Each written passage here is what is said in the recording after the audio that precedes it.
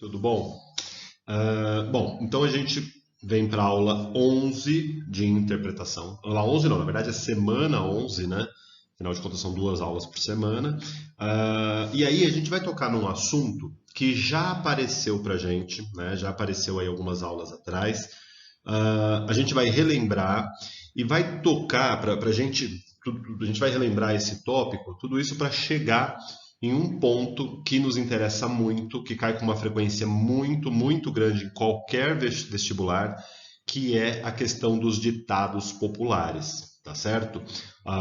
E aí a gente vai ver uma série de questões, tanto aqui na aula em vídeo, aqui na aula em vídeo menos, mas muito mais na aula interativa, sobre por que questões que envolvem ditados populares são tão importantes. Eu espero que todo mundo já tenha uma ideia aí do que são ditados populares, né? Quais as características do ditado popular. Aliás, a gente vai ver uma questão aí da Unicamp que pede justamente para a gente descrever essa questão do ditado popular. E aí, deixa eu só anotar aqui para eu colocar isso na aula. Então, para começar a falar sobre isso, a gente vai relembrar uma distinção que nós fizemos, sei lá quando, algumas semanas atrás, aí, que diz respeito a essa diferenciação entre textos figurativos e textos temáticos, tá certo? Por que isso é importante para a gente? Por duas razões. Primeiro, porque são dois tipos de questões de interpretação diferentes, tá certo? Questões que envolvem textos figurativos e textos temáticos, e pelo fato de que ditados populares têm características desses dois tipos de texto. Exatamente por isso interessa tanto para vestibular falar sobre ditados populares. Em uma única questão, ele consegue cobrar da gente tanto a questão dos textos figurativos quanto dos textos temáticos. Então vamos relembrar o que a gente entende por cada um deles. Então é o seguinte, o que é o texto figurativo? Basicamente é a narração, certo? A narração nas suas mais variadas formas de realização. Então, a gente tem que lembrar o seguinte, que narração não é um gênero textual. Narração é uma modalidade textual das quais os diversos gêneros se aproveitam. Então, por exemplo, eu posso pensar numa notícia, num conto, num romance, numa novela, num relatório. Tudo isso são narrações. Um boletim de ocorrência. Então, tudo isso é uma narração. Quando você vai fazer um boletim de ocorrência, você vai narrar como foi o assalto, como foi a agressão e assim por diante, certo? Mas veja que eu acho que, a não ser pelo fato de ser uma narração, um boletim de ocorrência tem mais diferenças do que semelhanças em relação a um conto, por exemplo. Concordam? E o que a gente entende por narração? Eu quero que vocês entendam que narração é o seguinte: é a tentativa de reconstruir no campo da linguagem uma realidade concreta. Percebem? Vou repetir: é a tentativa de reconstruir no campo da linguagem uma realidade concreta. Tanto é que vocês devem perceber que numa narração prevalecem substantivos concretos. Não é isso? Então você vai fazer uma narração de alguma coisa, você vai criar um cenário. E veja, criar um cenário, que é criar um espaço, é criar uma imagem concreta. Você vai falar de árvores, de grama, de asfalto. Veja que são todas imagens concretas, mesmo que não existam. Lembra que a gente comentou que o substantivo concreto não necessariamente está ligado à existência, ele está ligado ao fato de que ele tem uma imagem imediatamente associada a ele. Tá certo? Você vai criar personagens. Personagem também, quando você for descrever uma personagem, você vai descrever uma imagem concreta, né? Com características concretas. O tempo e o enredo são características mais abstratas, mas ainda assim fazem parte da narração. Porque uma outra característica da narração, além de ter substantivos concretos, é o fato de que ela tem uma sequência de fatos, uma sequência de eventos, não é? Existe uma progressão temporal, isso é importantíssimo. Portanto, a narração se passa num tempo específico e justamente essa sequência é o que a gente chama de enredo, tá certo? E a gente tem um narrador que é a voz daquela narração. Bom, no comecinho da aula eu comentei com vocês o seguinte: falar de textos figurativos significa ter um tipo específico de questões de interpretação. Só esses 5 tópicos que estão aqui nesse slide envolvem uma infinidade de questões de interpretação que podem aparecer para a gente. Então, podem aparecer questões envolvendo o tipo de narrador empregado, e aí eu queria que vocês lembrassem, por exemplo, de narrador onisciente, que é aquele que tem acesso ao pensamento das personagens, o narrador observador, que é aquele que ele é em terceira pessoa, aliás, ambos aqui são em terceira pessoa, mas o observador só tem acesso às imagens externas, às ações da personagem, não aos pensamentos. O narrador protagonista e o narrador... Opa, não vai caber. O narrador testemunha. Esses dois aqui, narradores em primeira pessoa. Então, há sempre muitas questões em vestibular que vão pedir para a gente explorar o foco narrativo, o tipo de narrador, tá certo? Guardem essa expressão, foco narrativo. Isso aparece bastante, tá?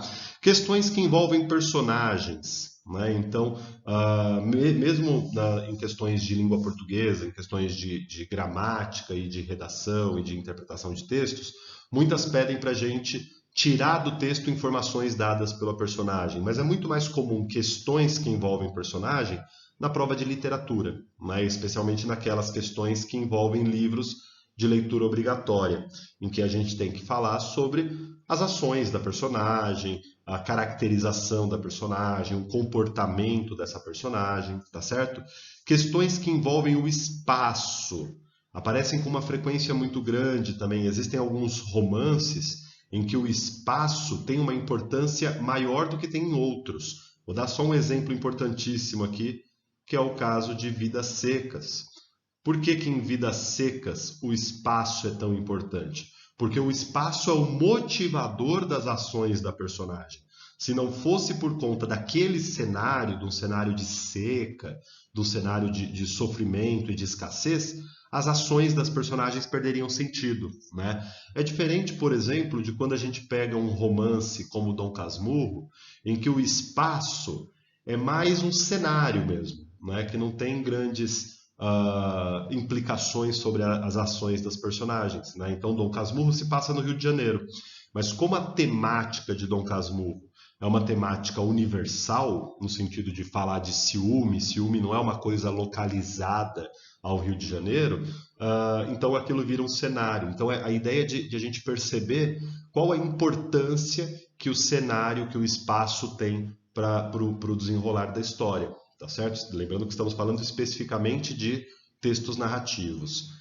O tempo também, né? Há alguns textos que vão dar uma predominância maior para um tipo ou outro de tempo. Então, existem alguns romances que vão priorizar muito a questão da marcação temporal, aí a gente fala da questão do tempo cronológico, e outros romances, e aí eu lembro aqui dos contos e dos romances da Clarice Lispector, por exemplo, em que a gente tem o que a gente chama de tempo psicológico, em que não existe uma marcação exata do tempo, isso aconteceu ao 12h05, ao 12h30, não. O que está em jogo ali é a percepção que a personagem tem a respeito da passagem do tempo. É aquela ideia de que quando você está com o seu namorado, o tempo passa muito rápido. Quando você está numa aula de gramática, o tempo é interminável, né? Mas se você for ver do ponto de vista cronológico, nos dois casos, sei lá, foram 40 minutos, né? Cronologicamente é a mesma coisa, só que a percepção que nós temos do tempo é diferente em cada um dos casos.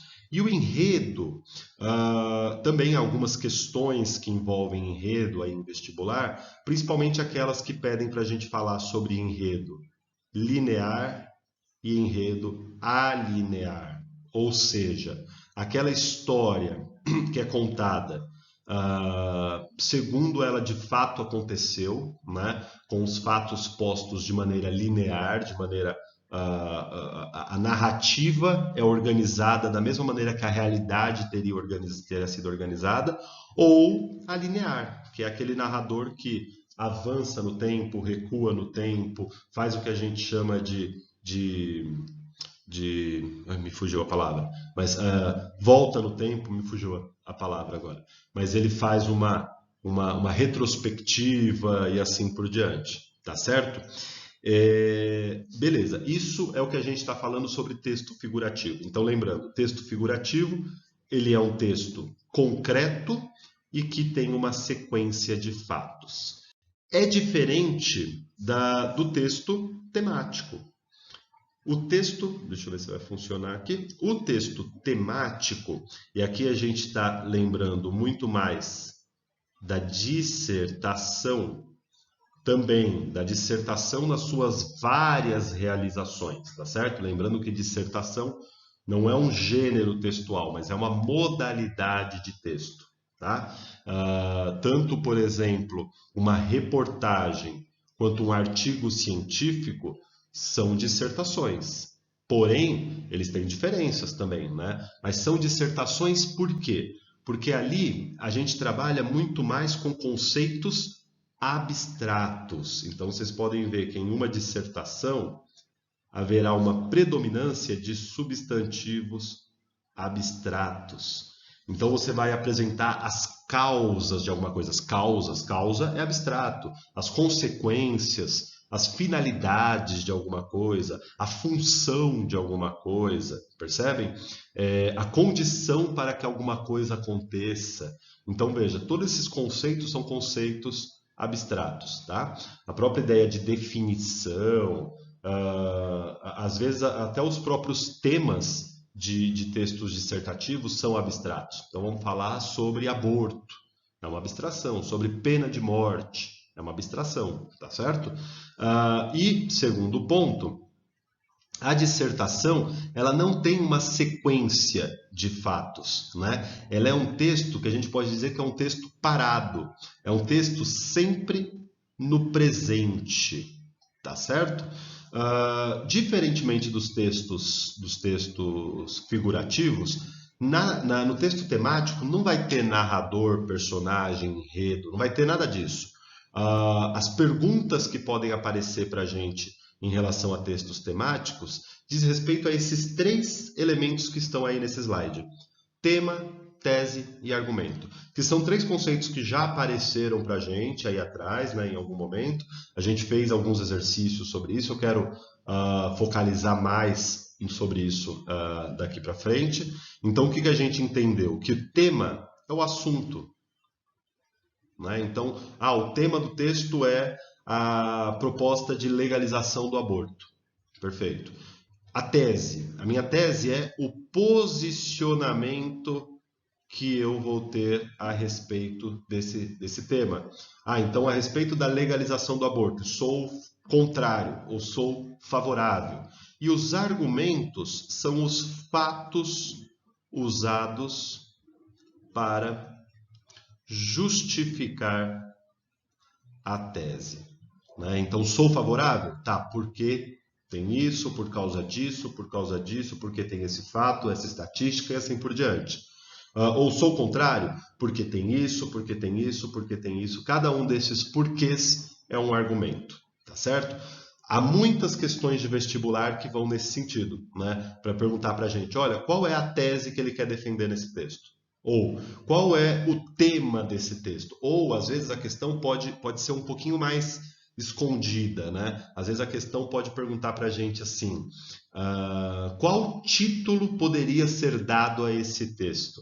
E aí você tem que achar um título entre as alternativas dadas, um título que seja coerente tanto com o tema quanto com a tese do texto, né? Às vezes até com um argumento, porque muitas vezes o título ele consegue já antecipar para a gente qual é a tese que será defendida no texto, tá certo?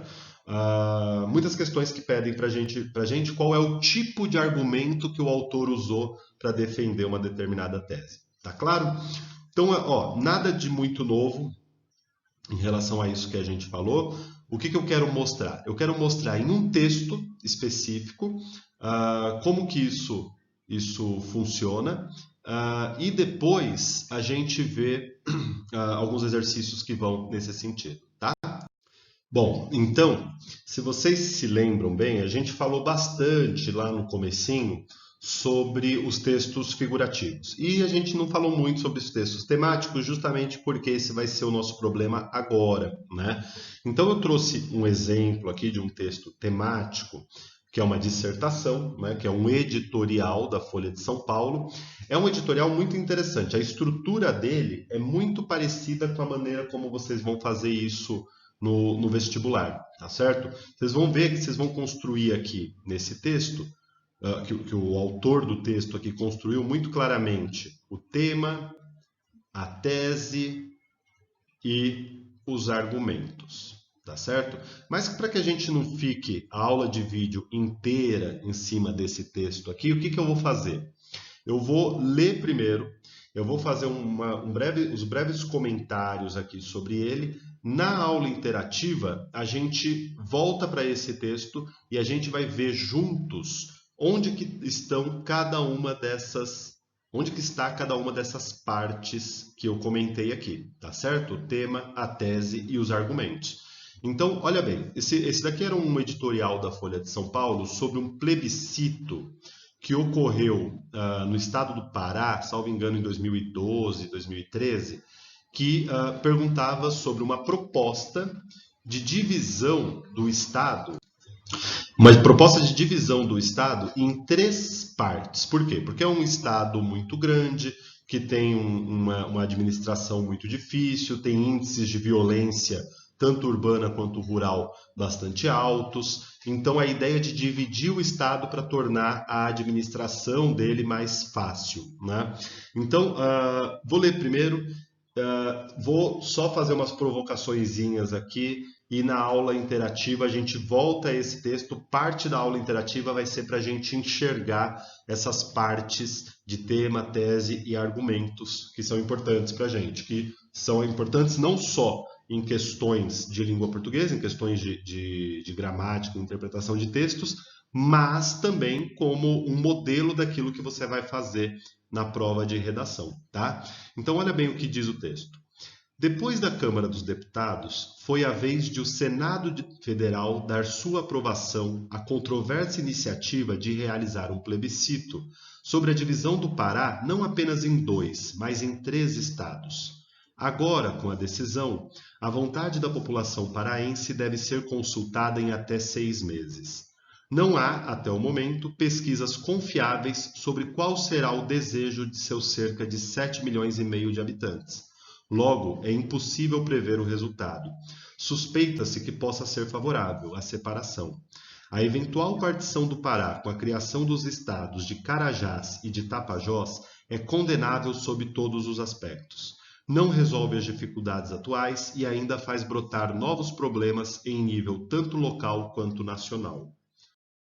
O Estado, como confirmaram os assassinatos de líderes rurais nas últimas semanas, tem amplas áreas onde o poder público está ausente. Novas estruturas criadas do zero, como polícia militar, judiciário e uma miríade de instituições, em nada garantiriam uma súbita chegada da ordem. Ao contrário, apenas aumentaria, especialmente nos primeiros anos, a enorme despesa governamental. Em vez de esquecidos pela distância do poder central em Belém, os municípios mais afastados apenas ficariam próximos de um governo estadual manco, que levaria anos para se estruturar.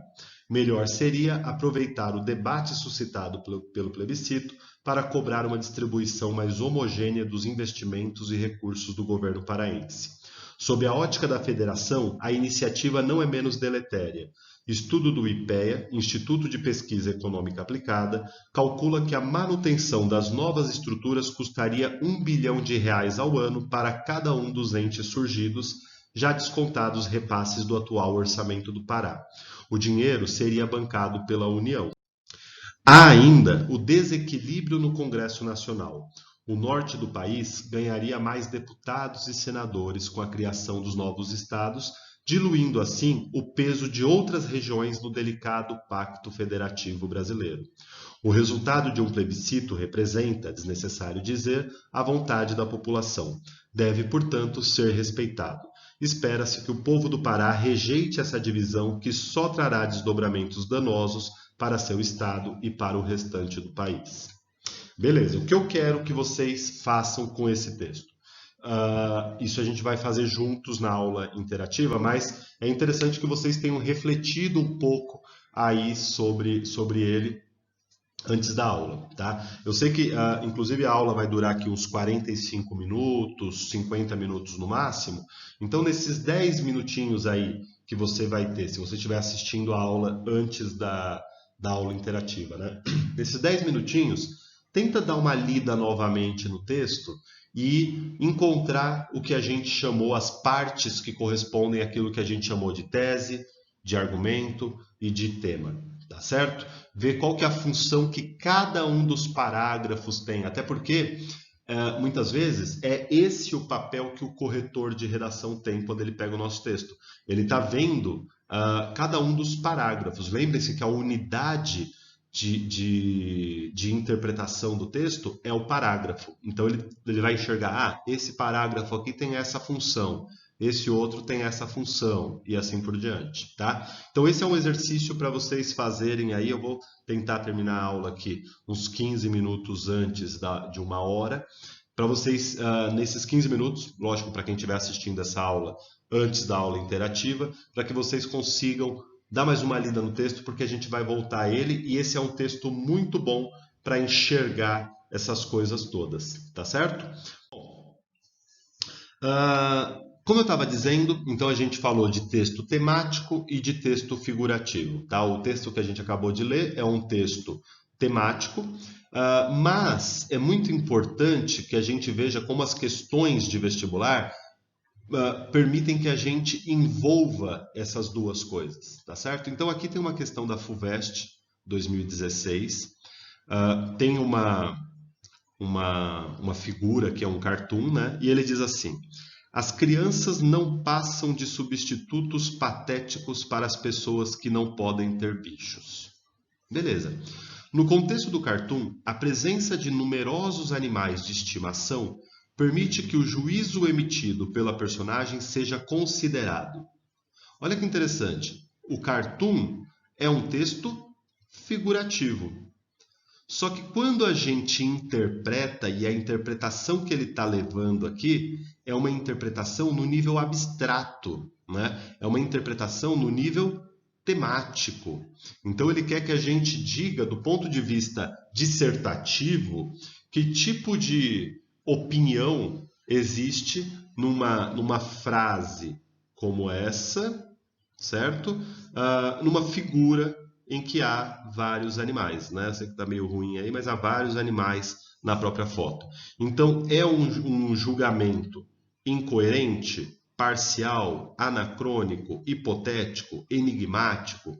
O que tem? Existem alguns pontos para a gente pensar sobre essa questão. Primeiro, muita gente teve dificuldade em responder essa questão por uma dificuldade de vocabulário. Né? Então a pessoa não sabe o que é anacrônico. Ok, né? E veja, muitas vezes isso já está previsto na própria resolução da questão. Hipotético, então veja, hipotético vem de hipótese. O que é anacrônico? Alguma coisa que não condiz com a coerência do tempo. Então quando eu falo assim, havia burgueses na Grécia Antiga, não é verdade, porque o conceito de burguesia ele é datado. Ele é da Revolução Francesa, né? Ele é depois da Revolução Francesa, na época da Revolução Francesa. Então, se eu digo que havia burgueses na antiguidade, eu estou sendo anacrônico, eu estou sendo incoerente em relação ao tempo. Tá claro? Então, vamos pensar aqui. O fato de ter vários animais e uma fala que diz que as crianças não passam de substitutos patéticos para pessoas que não podem ter bichos. É incoerente? Não, pelo contrário, é coerente. Não é o fato de ter vários animais, né? Um julgamento parcial, sim, né? É uma opinião, quer dizer que existe aqui nessa opinião das duas mulheres que estão conversando uma subjetividade muito forte.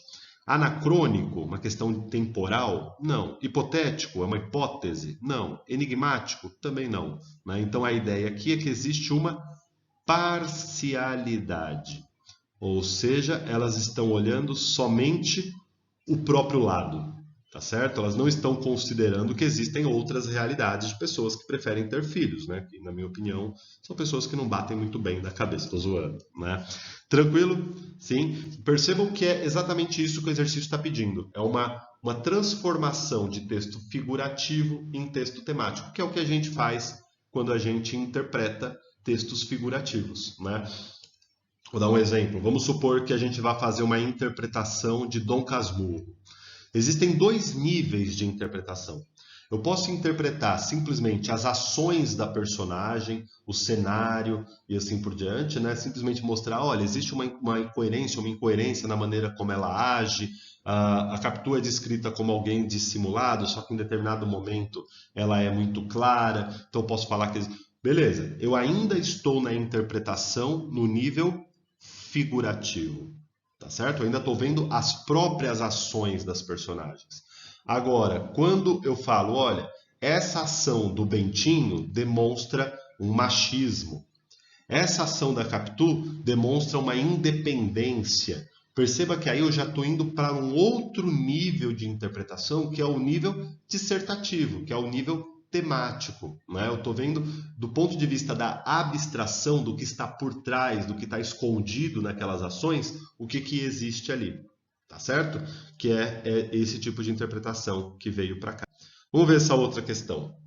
Essa daqui é uma carta, está lá na página 97, é uma carta do Graciliano Ramos. Para quem não sabe, o Graciliano Ramos ele foi prefeito da cidade em que ele viveu, que é a cidade de Palmeira dos Índios, em Alagoas.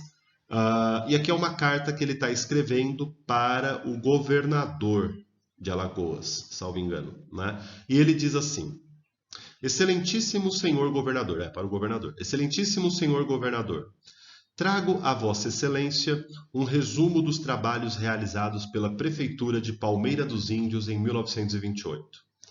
E aí uma parte da carta diz: Administração. Relativamente à quantia orçada, os telegramas custaram-me pouco.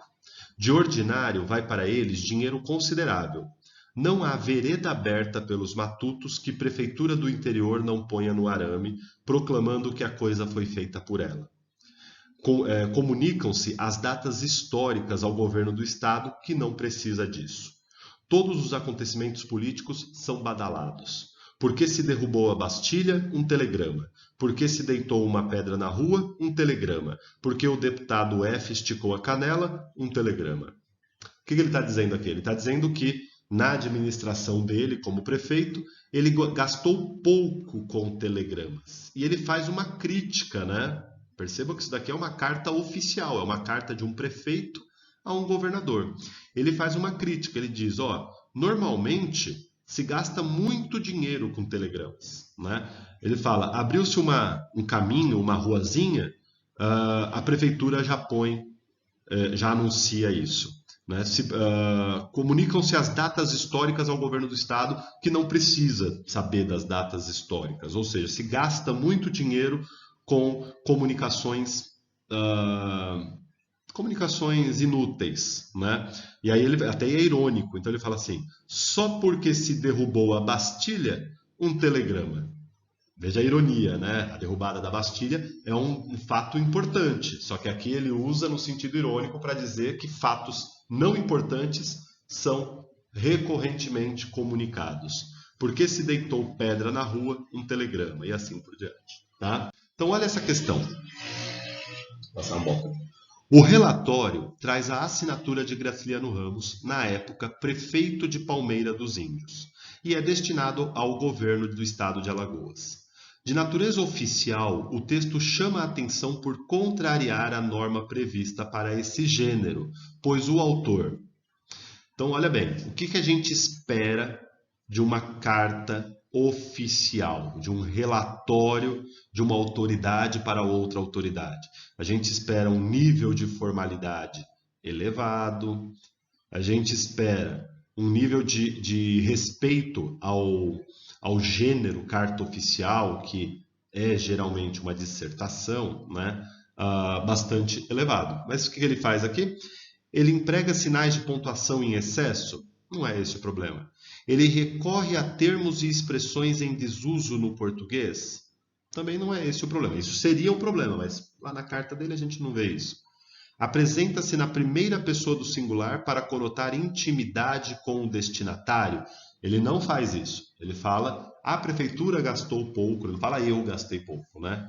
Ele privilegia o uso de termos técnicos para demonstrar conhecimento especializado. Assim, isso é o que se espera do gênero carta oficial, né? Mas não é isso que ele faz, ele inova ali. Ele expressa-se em linguagem mais subjetiva, com forte carga emocional. Sim, né? Só o fato de usar ironia, quando ele fala do deputado esticou a canela, isso é uma metáfora, né? Então a gente pode apontar aqui que existe uma carga de subjetividade maior, tá certo? Muito bom esse exercício. Essa outra questãozinha da FUVEST também, né, para a gente falar sobre essa questão da subjetividade, objetividade, que aliás tem tudo a ver com o assunto anterior que nós tratamos, que era a questão das funções da linguagem, né? Por exemplo, uma carta oficial, uma carta de uma autoridade para outra autoridade. A gente espera o respeito à função referencial da linguagem. E o que a gente verificou ali? A presença de função emotiva da linguagem, tá certo?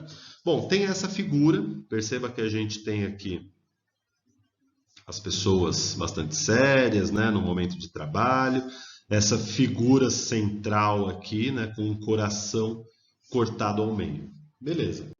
E ele diz assim: os versos de Drummond que mais adequadamente traduzem a principal mensagem da figura são.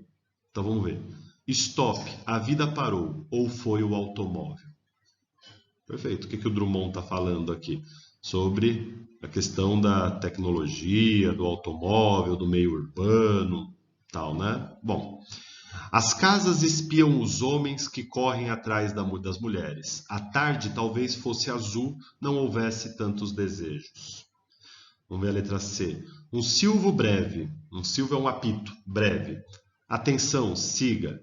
2 silvos breves, pare.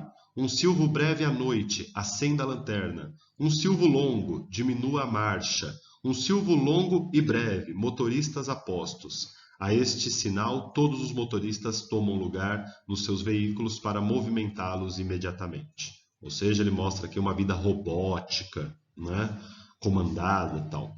Proibido passear sentimentos ternos ou, e olha a palavrinha aqui de ponta cabeça, isso daqui está de ponta cabeça intencionalmente, desesperados. É a ideia de, a própria palavra desesperados está desesperada, né? Ao estar de ponta cabeça. Nesse museu do pardo indiferente. E, sim, meu coração é muito pequeno. Só agora vejo que nele não cabem os homens estão cá fora, estão na rua. E aí a resposta certa é a letra D, né? Não quer dizer que a gente não encontre resquícios daquela mensagem, daquela figura, aqui em outras alternativas também. Mas o enunciado foi muito claro. Aqueles que traduzem a principal mensagem.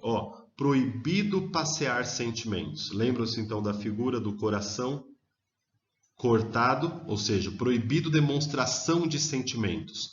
Sejam eles ternos ou desesperados, de ternura ou de desespero. Nesse museu do pardo indiferente. Nesse lugar em que todo mundo é igual, né? E aí vocês se lembram de todo mundo vestido da mesma maneira, com a pasta na mão, a ideia da monotonia, tá certo? Então, tudo que está nesses versos aqui, a gente encontra lá na figura também, tá? Bem, gente, se tiver dúvida aqui a respeito desses exercícios, podem trazer aí para a aula, a gente comenta também, tá certo? Deixa anotadinho aí, a gente comenta também. E essa última questão que eu queria comentar com vocês, FUVEST 2016, Também tem a ver com essa questão do gênero textual, né? Com essa questão de ser mais formal, informal, de ser mais objetivo ou mais subjetivo. Está lá na página 100, tá? Então ele diz assim, tem esse texto, Folha de São Paulo, não, perdão, de São Paulo não, Estadão, Estado de São Paulo, que diz assim, só um detalhe, esse daqui é um artigo de divulgação científica. Olha que interessante, a gente está falando de um texto temático, concordam? Porém, é interessante a gente ler esse texto aqui, porque ainda que ele seja uma dissertação, ele tem características diferentes daquela dissertação que a gente aprende no colégio, aquela que a gente vai fazer no vestibular, né? Por quê? Porque nem toda dissertação é aquela que a gente vai fazer no vestibular. Aquela dissertação é a dissertação acadêmica. Agora, uma dissertação de divulgação científica é uma dissertação também, porque também tem tema, tese, argumento, porém tem características estruturais diferentes, tá certo? Então vamos ver o que ele diz aqui. Nosso andar é elegante e gracioso, e também extremamente eficiente do ponto de vista energético. Somos capazes de andar dezenas de quilômetros por quilo de feijão ingerido. Até agora, nenhum sapato, nenhuma técnica especial de balançar os braços ou qualquer outro truque foram capazes de melhorar o número de quilômetros caminhados por quilo de feijão consumido. Mas agora, depois de anos investigando o funcionamento de nossas pernas, um grupo de cientistas construiu uma traquitana simples, mas extremamente sofisticada, que é capaz de diminuir o consumo de energia de uma caminhada em até 10%. Trata-se de um pequeno exoesqueleto que recobre nosso pé e fica preso logo abaixo do joelho. Ele mimetiza o funcionamento do tendão de Aquiles e dos músculos ligados ao tendão. Uma haste na altura do tornozelo, a qual se projeta para trás, segura uma ponta de uma mola. Outra haste, logo abaixo do joelho, segura uma espécie de embreagem. Então vamos lembrar, o que é um artigo de divulgação científica? É um artigo que fala de descobertas e achados da ciência, isso quer dizer, é um texto escrito por um cientista, porém é um texto escrito para pessoas que estão fora da universidade, certo? Por isso que ele é de divulgação científica. Ele não é um texto, um artigo científico escrito para outro cientista, certo? O que isso influencia na estrutura do texto? Influencia na questão da linguagem, por exemplo, concordam? Então, aqui a questão da FUVEST né? Transcreva o trecho do texto em que o autor explora, para fins expressivos, o emprego de termos contraditórios, sublinhando-os. Então, a resposta está aqui, ó. Um grupo de cientistas construiu uma traquitana simples, mas extremamente sofisticada, né? Principalmente aqui as palavras simples e sofisticada. Eu vou fazer uma pergunta aqui. Eu queria que vocês tentassem responder na aula interativa, mas eu não sei se eu vou lembrar. Bom, talvez eu lembre. Não, vou responder já. Trata-se de uma antítese ou de um paradoxo, né? Por quê? As palavras simples e sofisticadas são opostas. Agora, quando a gente tem oposição, a gente tem duas figuras de linguagem que podem estar envolvidas nessa oposição. Uma antítese ou um paradoxo. Nesse caso em especial, a gente tem uma antítese. Por que uma antítese? Porque simples e sofisticado, apesar de serem dois conceitos opostos, eles estão ligados Não, desculpa, gente, falei errado. Um grupo de cientistas construiu uma traquitana simples, mas extremamente sofisticada. Desculpa, errei tudo. Trata-se aqui de um paradoxo. Eu poderia editar o vídeo, mas vou mostrar que eu errei. Não tenho vergonha disso. E, além do que, eu tenho preguiça de refazer o vídeo. Então, trata-se de um paradoxo. Por quê? Porque ele está dizendo que a traquitana é, ao mesmo tempo, sofisticada e simples. Não é isso? Ela ao mesmo, veja que os dois conceitos opostos aqui estão ligados ao mesmo objeto, que é a traquitana, né, essa bugiganga, e simultaneamente, tá certo? Desculpem a confusão. Na letra P, que é a que realmente nos interessa, é o seguinte: esse excerto provém de um artigo de divulgação científica, certo? É o que a gente estava falando. É um texto escrito por um cientista para outro cientista. Tá confuso, hein? De um cientista para o público em geral. Se fosse de um cientista para outro cientista, seria um artigo científico, tá certo? Aponte duas características da linguagem nele empregada que o diferenciam de um artigo científico especializado. Então vamos pensar. Um artigo científico especializado é aquele escrito dentro da universidade para pessoas especializadas, né? Quando isso acontece, o cientista ele pode dispensar a explicação de muitos termos. Vocês concordam? Por quê? Se eu estou escrevendo para um público que já é especializado, que não é leigo naquele assunto, muitas informações podem aparecer sem definições, né? Porque eu já pressuponho que a pessoa saiba a definição daquilo. Já no artigo de divulgação científica, eu vou falar de descobertas e achados da ciência, porém para um público que não é especializado. Consequentemente, o que vai acontecer? Eu vou ter que explicar alguns pressupostos, algumas informações que esse público não tem, né?